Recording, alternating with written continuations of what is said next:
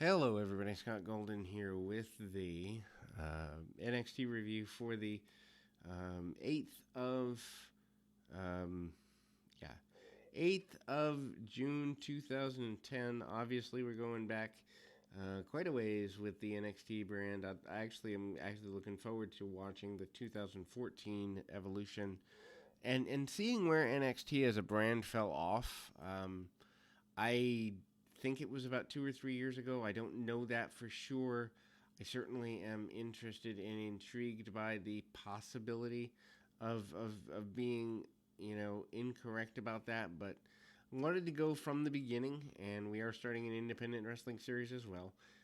We're going to run through about 40 shows or so of the IWC brand out of New York, Queens specifically, or that's where they ran the majority of their shows, the Madhouse of Extreme in Queens, where they ran the majority of their events. But if you have an independent promotion you'd like to see us cover in the future, please drop that in comments. Would love to see that as well. Alex Riley comes out with The Miz to open the second season. Actually, all of the new talents come out. I mean, it's amazing to me, hype for just 30-second intros and all of that literally wastes about, 10, 12 minutes to get everyone in the ring. And if you're trying to hold an audience, entrances don't hold an audience. And so Matt Stryker is here. We've heard about the attack on the main brand and all of that from the other stars on Raw, and basically lectures are given. Everybody needs to behave better. Husky Harris comes out and says he doesn't really care. He wants every opportunity given. Of course, Husky Harris becoming Bray Wyatt in the time that comes, and there's some tension between the pros and the rookies that'll be paid off because of the actions of the rookies from season one. Then we open up into the first match, and I mean you're 3/4 of the way through the show, which just kind of strikes me as odd. But anyway, um, Eli Cottonwood with his pro against which is John Morrison against I believe Titus O'Neil with his pro. And again, I mean Eli Cottonwood is a guy who has a good deal of size on him. Odd that he never really went anywhere in the wrestling business outside of this NXT deal. Maybe the business wasn't for him. And there are people who find that this business, especially at the national level, isn't for them. Um, Looking back at my broadcasting days, do I wish I'd had a run with a national company?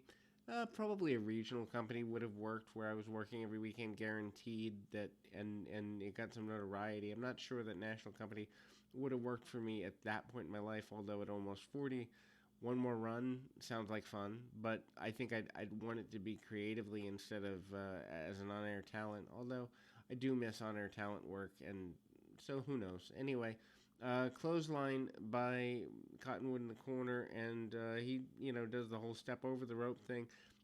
John Morrison is a guy that was completely wasted and has been by WWE for years. Just is so athletic. Single leg drop kicks that he hits on Zack Ryder, just different things.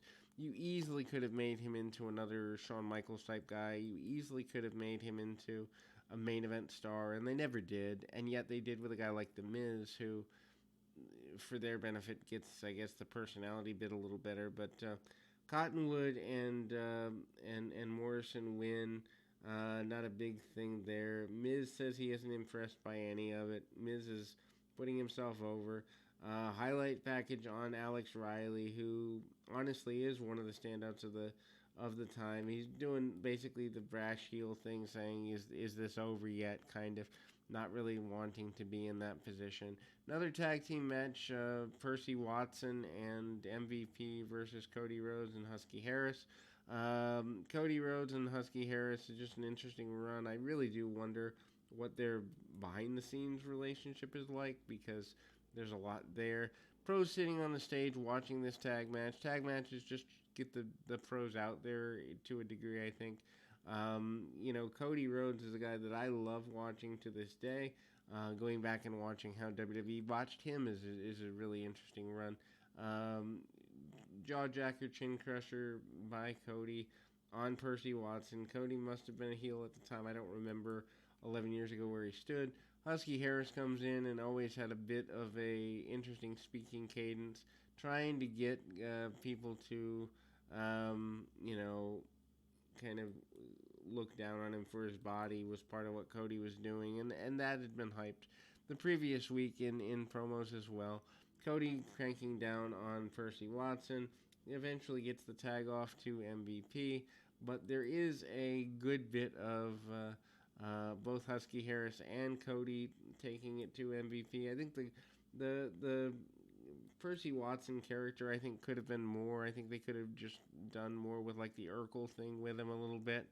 And then, MVP finally does get the hot tag, hits the ball and elbow drop. And I mean, MVP really has some interesting run, to say the very least. There's issues between the partners, as it were, botched by Cody Rhodes there.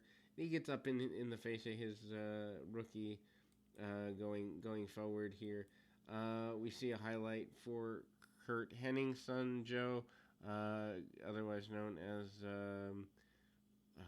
even the last name McGillicuddy. I'm thinking I'll think of it in a minute. And I mean, why they never gave him the Henning name is just it doesn't make sense. Joe McGillicuddy or something like that. But anyway, I mean, the Michael McGillicuddy. There we go. But and you don't remember it because it's not memorable. You don't remember it because it really doesn't matter. And that's the thing. Why would you have talent that you're putting thousands of dollars into? They figured it out somewhere between $26,000 and $35,000 a year into that they're wasting, that they don't put anything behind. And I know the guys like Bruce Pritchard and guys that have been there, writers and whatever, say they do, but in reality, it's a case of over exertion, over hiring, and that's been a problem for 20 years since WCW went out of business, and not having plans for people and having standards that maybe aren't too high but are too erratic for them. The various rookies are asked what they think of what the Season 1 pros had done to John Cena by laying him out on Raw. The majority of them, except for Eli Cottonwood, all say that they don't agree with it. Husky Harris says he doesn't care. Cottonwood says he doesn't care, but the rest of them are there. And then we close the show with the pros and the rookies brawling, teaching them supposed respect, which they talk about in the next week. So hopefully that will allay you, and we'll be back with more right after this.